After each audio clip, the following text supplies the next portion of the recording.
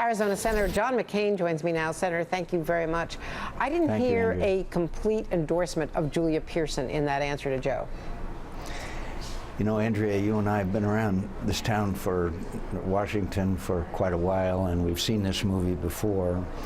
When a member of the president's own party turns against an individual with a scandal such as this is, and it is scandalous, then it's just a matter of time now before that person will be replaced.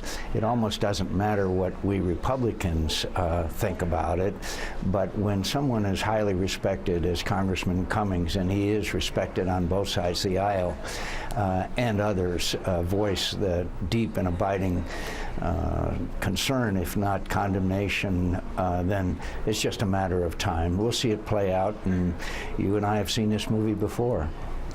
Do you think she should go?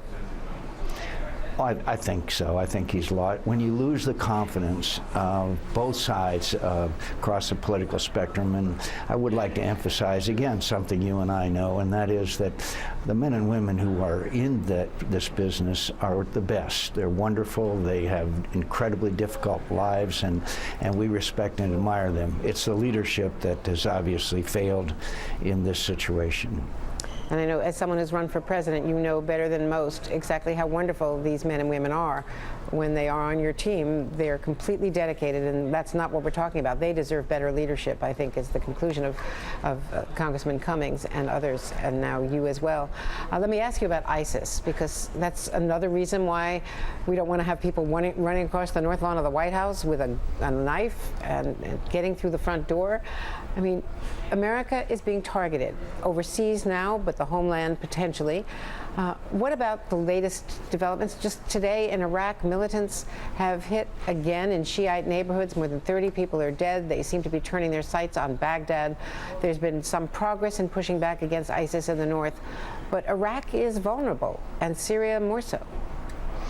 It's very vulnerable, and I'm glad that we have taken some of the actions that the president has ordered, and I think it's been helpful. I have two major problems right now. One of them is that we're going to run out of targets in Syria. We have no one on the ground to identify targets. They're smart people, ISIS. They'll melt into the population. They'll be in buildings where civilians are, and we're not going to be able to identify those targets. We can degrade them, but we're not going to destroy them unless we have some boots on the ground in the form of forward air controllers, special forces, and others. And I know that that sounds explosive and, quote, hawkish, but we predicted, Lindsey Graham and I predicted we had to do what they're doing now. The second really big problem I have is the morality of telling 5,000 Syrians to join the Free Syrian Army and then send them into attacks, air attacks from Bashar Assad. That's not acceptable. We know now that during the first few days of U.S. air attacks that Bashar Assad grounded his air force. Then he saw that we weren't going to attack him. They are now attacking the Free Syrian Army with increased intensity and slaughtering them. There has to be a no-fly zone if we're going to effectively assist the Free Syrian Army. I know you would come back in a second. What about all of your colleagues? Parliament voted. How about seeing a little action from Congress?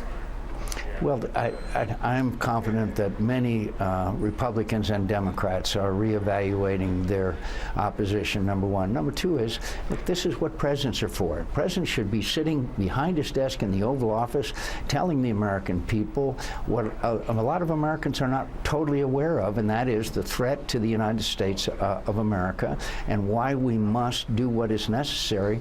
And that doesn't mean sending in the 82nd Airborne. It doesn't mean sending in massive number of troops, but it does mean American active involvement and engagement. For example, it's going to take a while before the Iraqi army is able to be retrained and restore what the vital element is missing from them, and that's their morale because of Maliki's total mistreatment of the Iraqi military. So, look, we've got some very tough sledding ahead, and I also believe that the American people must be told that this isn't going to be over anytime soon. John McCain, thank you so much, Senator. Good luck out on the campaign trail. I know you're heading to Oregon next. You just came from Kansas. Thank you. A lot of challenges for both parties right now. Thank you. Look forward to seeing you out there, Andrea, again. Thank you. Soon.